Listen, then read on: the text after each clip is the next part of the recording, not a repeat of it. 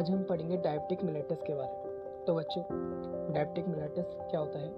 Diabetic mellitus is a major metabolic disorder in which glucose level is rises more than its normal range due to the deficiency of the insulin. Diabetic mellitus एक ऐसी disease है जिसके अंदर glucose level more than it's normal range से भी ऊपर पहुंच जाता है। क्यों? क्योंकि पैनक्रियास के अंदर डिफेक्ट आ जाता है जिसकी वजह से ग्लूकोज लेवल बहुत ज़्यादा बढ़ जाता है।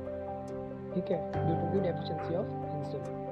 ओके, अब इसके हम टाइप्स के बारे में पढ़ते हैं। It is mainly of two types.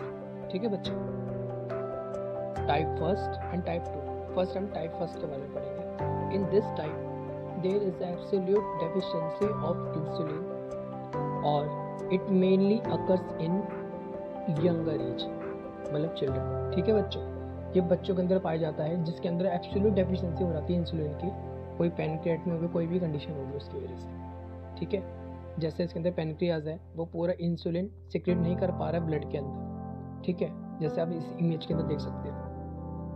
और टाइप सेकंड की बात करें तो वो होता है अपना,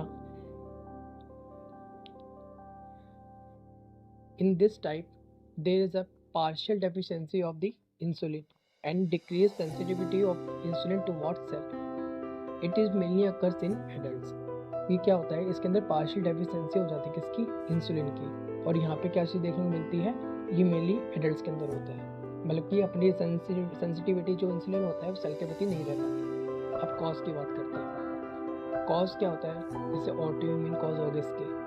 ठीक है, सेकंड आपके पैनक्रियाटमी हो गई हो। ठीक है, पैनक्रियास को किसी कहीं ने निकाल दिया हो जिसकी वजह से इंसुलिन सिक्रेट ना हो पा रहा हो। सेकंड, थर्ड ओबेसिटी की वजह से हो सकता है।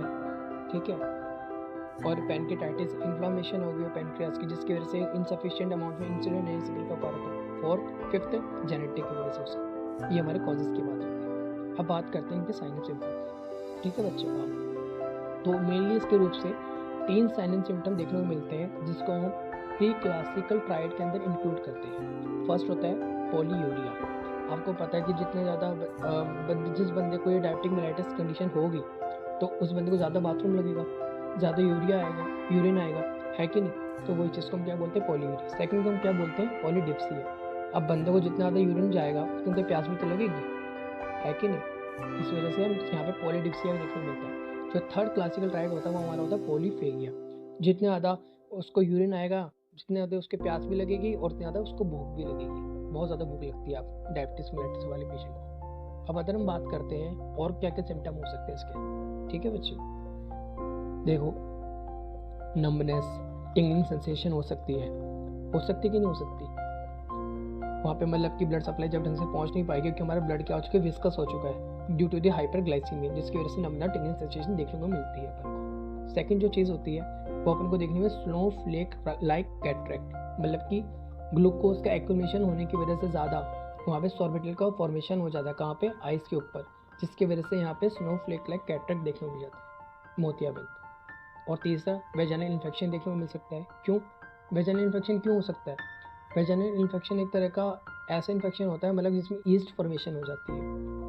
वो इन्फेक्शन होता है क्योंकि डायबिटिक मेलिटस वाले पेशेंट को वो इसलिए होता है क्योंकि हमारी इम्यूनिटी वीक हो जाती है ड्यू टू द हाइपरग्लाइसीमिया। ऐसे स्किन इन्फेक्शन होता है। ठीक है बच्चे, और कौन सा हो सकता है? फटीग। बंदे को मतलब जब एनर्जी नहीं मिलेगी तो बंदा थका थका रहेगा, तो फटीग देखने को मिलेगा बंदा। ठीक है ना, पेशेंट जो फटीग रहेगा। और चीज़ क्या देखने को मिलेगी? हाइपरग्लाइसीमिया देखने को मिलेगा वहाँ पे। ठीक है, वहाँ पे आपको लेथार्जी देखने को मिलेगा। ठीक है, आपको वहाँ पे वेट लॉस देखने को मिलेगा। और चीज़ क्या देखने को मिलेगी? आपको हाइपरटेंशन देखने को मिलेगा। ठीक है, और डिलेड वुंड हीलिंग भी देखने को मिलेगी।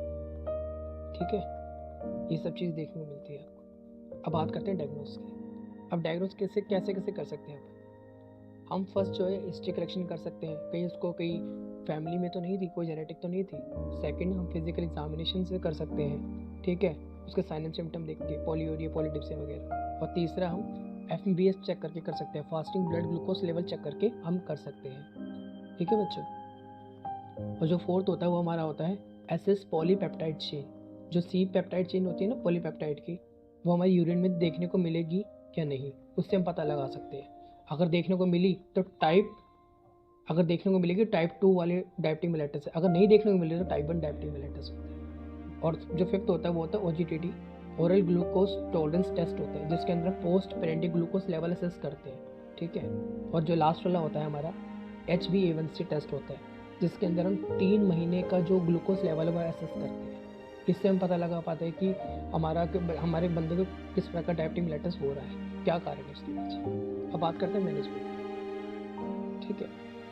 First priority of the nurse is to control the blood glucose level by injecting insulin subcutaneously to treat the type 1 diabetic mellitus, ठीक है। हमको इंसुलिन देने की नीड पड़ती है कि नहीं है। मेन फर्स्ट प्रायोरिटी क्या होती है नर्स की, कि हम इंसुलिन दे के टाइप 1 डायबिटिक मेलेटस को ट्रीट कर सकें। सेकेंड चीज़ क्या होती है, ओरल हाइपोग्लाइसेमिक एजेंट्स लाइक जैसे आपके मेटफॉर्मिन हो गए, ठीक है। और ये आप किस लिए दिए जाते हैं, ताकि हम टाइप 2 डायबिटिक मेलेटस को ट्रीट कर सकें। जैसे आपके मेटफॉर्मिन हो गए, ठीक है, आपके ग्लिमिप्राइड हो गया, ग्लिपिजाइड हो गया, ठीक है। तीसरा आपका एकार्बियोक्सिलेज हो गया, ये ठीक है। ये इसी तरह के हाइपोग्लाइसेमिक एजेंट्स होते हैं जो कि टाइप 2 डायबिटिक मेलेटस को ट्रीट करने में काम करते हैं। थर्ड एक्सरसाइज, ताकि हम उससे ग्लूकोज लेवल को कम कर सकें। फोर्थ डाइटरी मैनेजमेंट, ठीक है। Diet should be follows as like जैसे फैट को हमने फैट, प्रोटीन, कार्बोहाइड्रेट, हमको इसको किस रेशियो में देना होता है, 5 किलो कैलोरी फैट, प्रोटीन की 1 किलो कैलोरी और कार्बोहाइड्रेट की 2 किलो कैलोरी देनी होती है। इस प्रकार हम डाइट को भी फॉलो करते हैं। अब बात करते हैं हम कॉम्प्लिकेशन। अब कॉम्प्लिकेशन क्या क्या होता है बच्चों, जो मोस्ट कॉमन जो कॉम्प्लिकेशन माना गया है डायबिटिक मेलेटस का वो होता है हाइपोग्लाइसीमिया। वो क्यों होता है, क्योंकि भैया इसके अंदर हम इंसुलिन की ज़्यादा डोज दे देते हैं। कई बार मतलब फिजिशियन से गलती होगी, नर्स से गलती होगी, तो उसकी वजह हो सकता है। या फिर मतलब कि अब बॉडी में एक्सेप्ट नहीं कर पा रही हो, उसकी वजह से हाइपोग्लाइसीमिया देखने को मिल सकता है। सेकंड डायबिटिक कीटोएसिडोसिस हो सकता है। क्यों हो सकता है, क्योंकि यहाँ पे जो आपको पता है हमारी बॉडी में ग्लूकोज एक लेवल तक बढ़ जाता है, हमारी बॉडी को एनर्जी मिल नहीं पाती है, समझ रहे हो, जिसकी वजह से हमारे फैट का ब्रेकडाउन होने शुरू होता है, डायबिटिक कीटोएसिडोसिस करवा देता है। थर्ड की हम बात करें उसको बोलते हैं डायबिटिक रेटिनोपैथी। हमारे रेटिनोपैथी करा देता है, मतलब कि जो ग्लूकोज होता है ना हमारा, वो उसके अंदर डेवलप होने शुरू हो जाता है रेटिनल आर्टरी के अंदर, जिसकी वजह से वहाँ पर रेटिनोपैथी होती है।